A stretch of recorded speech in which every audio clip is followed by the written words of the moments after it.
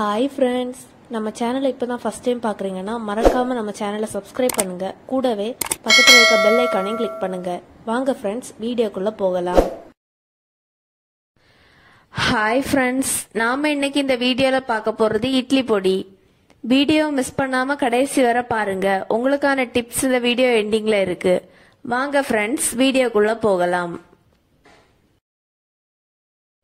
நம்ம இன்னைக்கு இட்லி தோசைக்கு எல்லாம் ஒரு சூப்பர் காம்பினேஷன் இட்லி பொடி செய்ய போறோம். நீங்க எவ்வளவுதான் சட்னி சாம்பார் நம்ம வச்சாலும் இட்லி பொடி இதை போல ட்ரை பண்ணி பாருங்க, சூப்பரா இருக்கும். இப்ப இதுக்கு உளுந்து ஒரு அரை கப் உளுந்து எடுத்து வறுத்துக்கலாம். உளுந்து முழு உளுந்தா இருந்தா நல்லா இருக்கும். அப்படி இல்லை அப்படின்னா உங்கள்கிட்ட உருட்டு உளுந்து தான் இருக்கு அப்படின்னா அதை எடுத்துக்கோங்க, எதுனாலும் பரவாயில்ல. ஆனா இந்த உளுந்துனா கொஞ்சம் ஹெல்த்தியா இருக்கும். அந்த தோலோட இருக்கிற உளுந்து செலக்ட் பண்ணிக்கோங்க. இதை கொஞ்சம் செவக்க வறுத்துடலாம்.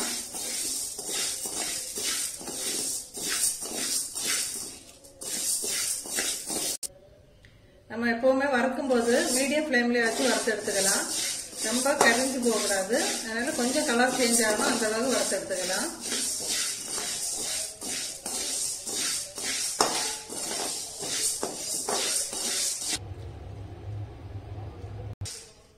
நம்ம இப்போ உளுந்து நல்ல மணம் வர்ற அளவுக்கு வறுத்துட்டோம். நம்ம இப்போ இதை வேற ஒரு பாத்திரத்துல தட்டி ஆற வச்சுட்டு அடுத்து நம்ம கடலை பருப்பு வறுத்துக்குவோம்.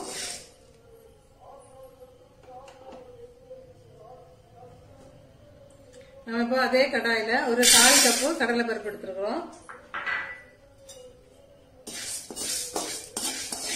இதுவுமே மீடியம் ஃபிளேம்ல வச்சுட்டு கொஞ்சம் சிவக்க அளவுக்கு வறுக்கணும்.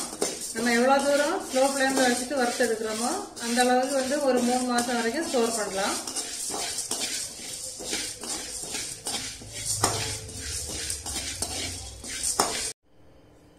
இப்போ கொஞ்சம் கலர் சேஞ்ச் ஆக ஆரம்பிச்சுட்டு இன்னும் கொஞ்சம் கூட வெயிட் பண்ணலாம், கொஞ்சம் கூட சிவக்கட்டும். இப்ப நம்ம வறுத்தது போதும், கொஞ்சம் கலர் சேஞ்ச் ஆயிட்டு நல்லா ரெடி ஆயிட்டு இப்ப இதை மாத்திட்டு அடுத்து நம்ம எள்ளு வறுக்க போறோம்.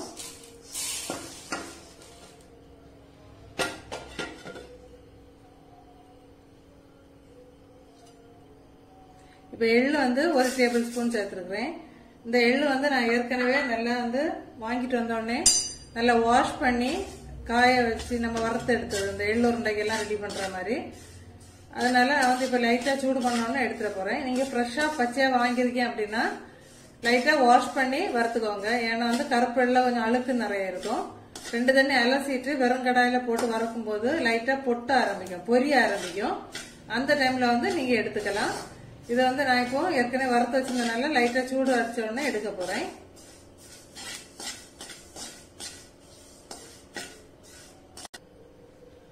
இப்ப எள்ளு லேசா சூடாயிட்டு இந்த டைம்ல நான் அதை பாத்திரத்துக்கு மாத்திடுறேன். இப்போ வத்தல் எடுத்துக்கிறேன். வத்தல் ஒரு 10ல இருந்து 15 வத்தல் எடுத்துக்கலாம். அவங்கவுங்க காரத்துக்கு ஏற்ப எடுத்துக்கோங்க. இதுல நீங்க காஷ்மீரி வத்தல் சேர்க்கறீங்க அப்படின்னு சொன்னா கொஞ்சம் கம்மி பண்ணிக்கோங்க. இதை கொஞ்சம் ஒரு 5 6 கம்மி பண்ணிட்டு அதுல ஒரு 4 5 சேர்த்துக்கலாம். அப்போ உங்களுக்கு கலரும் கொஞ்சம் கூடுதலா இருக்கும்.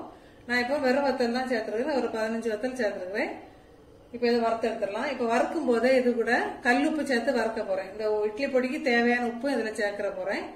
ஏன் அப்படின்னு சொன்னா வத்தல் வறுக்கும் போதுள்ள அந்த வாசனை இந்த நெடி நம்மளுக்கு கஷ்டமா இருக்காது. அது மட்டும் இல்லாம இட்லி பொடிக்கு உள்ள உப்பும் நம்ம வறுத்து எடுத்துடலாம். இப்ப கல்லுப்பு தான் சேர்க்கிறேன். நீங்க ஏன் அப்படின்னா இது தண்ணி நைத்துட்டே இருக்கும். அப்படி இல்லைன்னா இப்ப கல்லுப்பு சேர்க்கறீங்க அப்படின்னா எந்த உப்புனாலுமே லைட்டா வறுத்து தான் எடுக்கணும்.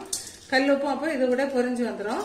இப்ப ரெண்டும் சேர்த்து வத்தல் கொஞ்சம் சிவக்கிற அளவுக்கு நம்ம வறுத்து எடுத்துக்கலாம். அந்த டைம்ல உப்பும் வறுப்பட்டுரும். இப்போ வத்தல் நல்லா வறுப்பட்டுட்டு நல்லா பொறுன்னு கேட்கற அளவுக்கு நல்லா சிவக்க வறுப்பட்டுட்டு இது நீங்க மீடியம் டு ஸ்லோ ஃபிளேம்ல வச்சு ஸ்லோவா வறுத்து எடுத்துக்கலாம். இந்த உப்பும் பாருங்க, அந்த ஈரத்தன்மை எல்லாம் போய் அதுவும் நல்லா வறுப்பட்டுட்டு இப்ப நம்ம இதை மாத்திட்டு எனக்கு கருவேப்பிலை நம்ம வறுக்க போறோம். இப்ப 2 கொத்து கருவேப்பிலை வெறும் கடாயில தான் சேர்த்து வறுக்க போறேன். நான் இப்ப எதுவுமே வறுக்கிறதுக்கு எண்ணெய் சேர்க்கல. எண்ணெய் சேர்த்தா உங்களுக்கு சில சமயம் எண்ணெய் காம்பின எண்ணெய் அப்படி இருந்ததுன்னா பொடி ஒரு மாதிரி ஸ்மெல் வித்தியாசப்பட்டு சாப்பிட்டு ஒரு மாதிரி இருக்கும். அதனாலதான் நான் எல்லாமே வெறும் கடாயில தான் சேர்த்து வறுத்துருக்கிறேன். உங்களுக்கு எண்ணெய் தேவைப்படும் அப்படின்னு சொன்னா நீங்க உளுந்து எல்லாம் வறுக்கும் போது 1 டீஸ்பூன் எண்ணெய் சேர்த்து நீங்க வறுத்து எடுத்துக்கலாம். இப்போ இது நல்லா பொரியட்டும். கருவேப்பிலை வந்து இது நல்லா கழுவி நான் காய வச்சிருந்தது. தண்ணி ஈரம் இல்லாம வறுத்து எடுத்துக்கலாம். இப்போ இது கூடவே ஒரு சின்ன பீஸ் காயம், அது வந்து நான் சின்ன சின்ன பீசஸா கட் பண்ணி வச்சிருக்கிறேன். இதையும் சேர்த்து வெறுங்கடாயிலே வறுத்து எடுத்துடலாம்.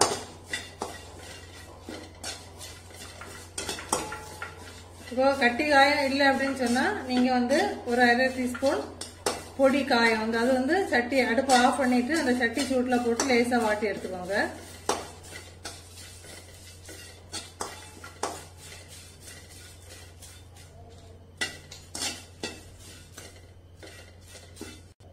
இப்ப கருவேப்பிலையும் காயமும் வந்து நமக்கு ரெடி ஆயிட்டு நம்ம இப்ப இதை மாத்திரலாம். ஒரு பூடு வந்து ஒரு 6 பல் பூடு எடுத்துக்கோங்க. அதை வந்து லேசா வந்து இப்படி ஒன்றும் பாதியமா லைட்டா வந்து என்ன பண்ணிருக்கேன் அப்படின்னா ஒரு தள்ளி இருக்கேன். அந்த தோல் எதுவுமே நீக்க வேண்டாம். நம்ம இப்ப லேசா ஒன்றும் வறுத்துட்டு இப்ப அதுல சேர்த்துடலாம். பூடு இப்போ செவக்காய் வறுபட்டாச்சு. இந்த டைம்ல இதையும் எடுத்து நம்ம ஆற வச்சிருக்கிறது கூட எல்லாத்துக்கூட சேர்த்து வச்சிடலாம். அப்புறம் கொஞ்சம் ஆறுன கூட நம்ம பொடி பண்ணி எடுத்துக்கலாம். நம்ம இப்போ தட்டி ஆற வச்சிருக்கிறது வந்து கொஞ்சம் ஆறட்டும். அப்புறம் கொஞ்சம் ஆறுன அப்புறம் எல்லாம் பொடி பண்ணி எடுத்துடலாம்.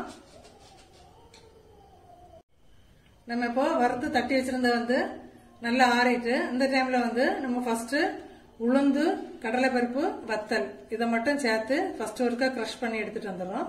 அதுக்கப்புறம் மீதி இருக்கிற கருவேப்பிலை, பூடு, எள்ளு இதெல்லாம் சேர்த்து பொடி பண்ணி எடுத்துடலாம். நம்ம இட்லி பொடிக்கு வந்து எப்பவுமே வந்து கொஞ்சம் குறகுறப்பா இருந்தாதான் நல்லா இருக்கும்.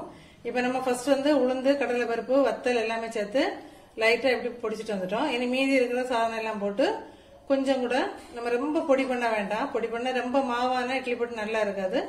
இல்ல அவங்கவுங்க தேவைக்கேற்ப நீங்க பொடி பண்ணி எடுத்துக்கலாம். இப்ப இதுலயுமே வந்து நீங்க உப்பு, வத்தல் அது வந்து உங்க அளவுக்கு அவங்கவுங்க அளவுக்கு நீங்க எடுத்துக்கோங்க. இப்ப நான் வந்து கொஞ்சம் காரம் கூடுதலாவே எடுத்துக்கிறேன். அவங்கவுங்க அளவுக்கு நீங்க கொஞ்சம் கம்மியா போதும்னா கொஞ்சம் கம்மியா எடுத்துக்கோங்க. இப்ப மீதி இருக்க எல்லா சாதனம் சேர்த்து பொடி பண்ணி எடுத்துட்டு வந்துடலாம். நம்ம இப்போ இட்லி பொடி சூப்பரா இடிச்சு ரெடி பண்ணிட்டோம். இனி இது இட்லி கூட ட்ரை பண்ணி பார்த்துட்டு நம்ம இப்போ சூப்பரா இட்லி பொடி ரெடி பண்ணிட்டோம். அதை இப்போ சர்வ் பண்ணிடலாம். இட்லி பொடியில என்னடா சர்வ் பண்ண இருக்கு அப்படின்னு நீங்க நினைப்பீங்க.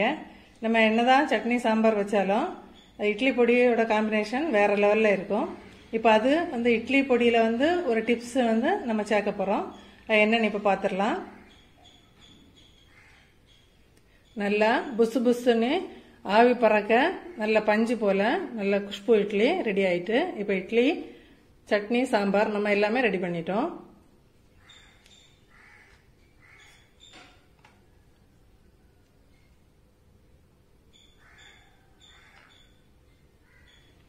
இப்ப அது கூட சர்வ் பண்றதுக்கு ஒரு ஸ்பூன் இட்லி பொடி எடுத்துருக்கிறேன்.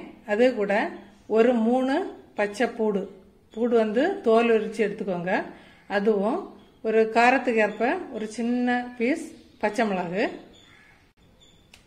இப்போ 1 டீஸ்பூன் இட்லி பொடி எடுத்துருக்கீங்க அப்படின்னா ஒரு 3 பல் பூடு எடுத்துக்கோங்க. பச்சை மிளகுல வந்து 1/4 பீஸ் இந்த அளவு தான் நான் கட் பண்ணி எடுத்துருக்கிறேன். இவ்வளோத்தையும் எடுத்து பூடும் பச்சை மிளகாயும் வந்து நம்ம வந்து இஞ்சி தள்ளுற அந்த கல்லில் வச்சு நல்லா மசிச்சு எடுத்துக்கோங்க. ரொம்ப சாஃப்ட் பேஸ்ட் ஆகணும்னு இல்லை, லைட்டா ஒன்றும் பாதியமா குறகுறப்பா தட்டி எடுத்துக்கலாம். இதை போல தட்டி எடுத்துட்டு இப்போ இதை அந்த இட்லி பொடியில வச்சிடலாம். இப்போ இது கூட நல்லெண்ணெய் சேர்த்து நம்ம மிக்ஸ் பண்ணி சர்வ் பண்ண போறோம்.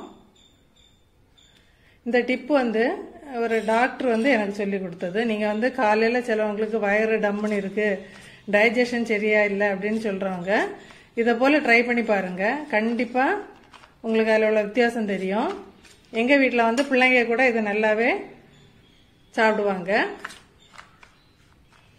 இதை போல ஒருக்கா ட்ரை பண்ணி பார்த்துட்டு கண்டிப்பா கமெண்ட் பண்ணுங்க ஃப்ரெண்ட்ஸ்.